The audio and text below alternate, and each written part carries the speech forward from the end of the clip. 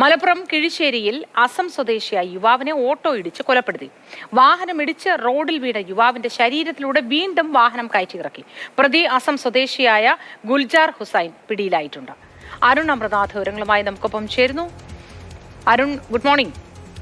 ഈ പ്രതി എന്ത് കാരണത്താലാണ് ഇങ്ങനെ ഒരു കൊലപാതകം നടത്തിയത്? ഇടിച്ചിട്ട ശേഷം വീണ്ടും ദേഹത്തിലൂടെ വാഹനം കയറ്റി ഇറക്കുകയായിരുന്നു എന്നാണല്ലോ പോലീസ് പറയുന്നത്. വിശദാംശങ്ങൾ എന്തൊക്കെയാണ് അരുൺ? Good morning Moti. അത്തരത്തിൽ സാമ്പത്തികമായ ഒരു തർക്കമാണ് ഇത്തരത്തിലൊരു കൊലപാതകത്തിലേക്ക് നയിച്ചത് എന്ന നിഗമനത്തിൽ തന്നെയാണ് പോലീസ് എത്തിയിരിക്കുന്നത്. ഇന്നലെ രാത്രി 10 മണിയോടുകൂടിയാണ് ഈ കൊണ്ടോട്ടി കിഴിശ്ശേരിയിൽ ഇങ്ങനെ ഒരു കൊലപാതകം നടക്കുന്നത്. ആദ്യം ഒരു വാഹനാപകടമാണെന്നാണ് നാട്ടുകാർ കരുതിയത്. പിന്നീട് ഈ ഇടിച്ചിട്ട ഓട്ടോ ഈ ദേഹത്ത് വീണ് കിടന്ന ആളുടെ ദേഹത്തു കൂടെ ഒരിക്കൽ കൂടി കയറ്റി ഇറക്കി. അതാണ് അപ്പോൾ നാട്ടുകാർ ഓടിയെത്തുമ്പോൾ തന്നെ ഓട്ടോയുമായി പ്രതി കടന്നു കളഞ്ഞിരുന്നു. അസം സ്വദേശിയായ ഗുൽജാർ ഹുസൈനെയാണ് പിന്നീട് പോലീസ് പിടികൂടുന്നത്.